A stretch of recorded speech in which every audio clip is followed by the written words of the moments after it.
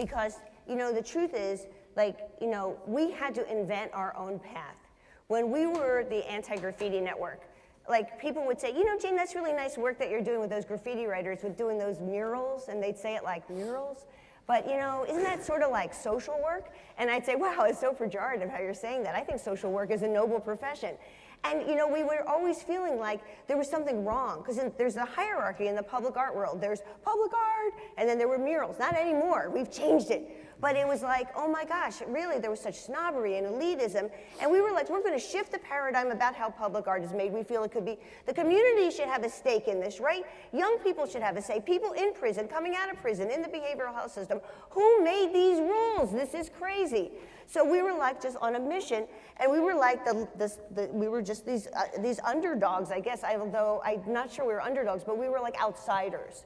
And we, like the French Impressionists. And what we were so determined. And every time we had a victory, we said, now we're going to be highly strategic. We're going to build on that in the best way possible so we can link art and social change. And eventually, because we were so tenacious, we became the program that we are today, which is the largest program of its kind anywhere in the world. And cities all over this country and across the globe are coming to us for information, for advice. And there's a phrase now used amongst curators, academics, and activists called social practice.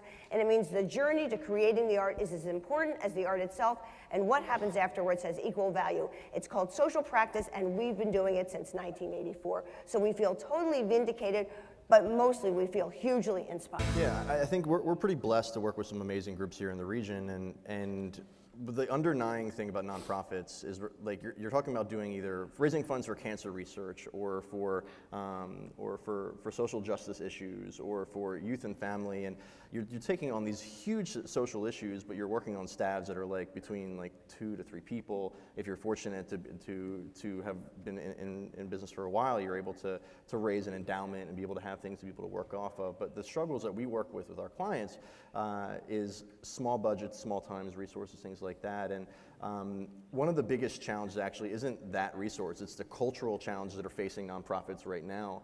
And systematic challenges. You know, we haven't broken out of 2% of GDP over 40 years of total funds raised in the nonprofit sector. Like, funds have raised within the community itself, but the total economic growth or penetration within the market hasn't changed. A lot of people who are familiar with Dan Pallotta and such have followed some of these systemic challenges.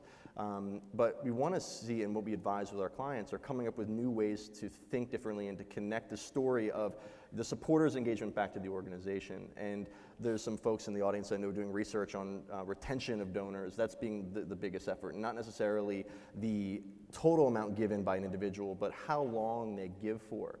You know, so even offering ideas that aren't very cost prohibitive, like in your playbills and your gala, you know, generally it's the donors are organized by how much they have given down to the highest to the lowest. Well, what if we started supporting people and championing in those playbills, people have given the longest to the shortest, you know? And I think even that, changing those notions of how we present the case of how people connect with their organizations is equally as fundamental to a lot of the work that we do with making them look good and a great website and a great video, but it's down to the core of what we want people to walk away with an experience. And I think that is, you know, what we work a lot with in our clients. What adversity, or I guess what Malcolm would say, what remote misses has the Science Center faced that ultimately turned out to really be an advantage and be the kind of place you've turned into being or becoming? Sure, I really love what Malcolm said about adversity and legitimacy. The Science Center, in case you're not aware, was founded in 1963. We were originally an urban renewal project in West Philadelphia. So we were charged with renovating the section of Market Street from 34th to 39th Street. That area, way back in the day, was called Black Bottom, which is a very economically distressed, a very high concentration of indigent African Americans, and we were charged with ending blight and creating an entity that was owned by universities and medical schools. At the time, an unknown concept. So we worked very hard to rehabilitate the campus, try to be inclusive of the neighborhood. And 52 years later, we're an overnight sensation. And I say that jokingly because it took a lot of work and there were a lot of up and downs in what we did. We were in the 60s criticized by the Students for Democratic Society of being a CIA front organization because there was federally funded research in DOD. I'm here to tell you that I will neither confirm or deny whether we were a CIA front organization, but we're not, we're really not. So over the years, Philadelphia has not been the most entrepreneurial community. We've tried very hard to connect with those that feel the same way that we do about creating new ideas, creating companies that challenge business models, that actually challenge the status quo and the business models of established companies. And so that sort of insurgent effort in our community to develop new business and have homegrown entrepreneurs mixed with immigrant entrepreneurs is part of this sort of kaleidoscope of efforts and talents within Philadelphia. Now we're starting to get there, I think, in terms of traction with the innovation entrepreneurship community. I think if you look across the political spectrum, one of the things in terms of economic development and policy that can't be challenged is the role of entrepreneurship.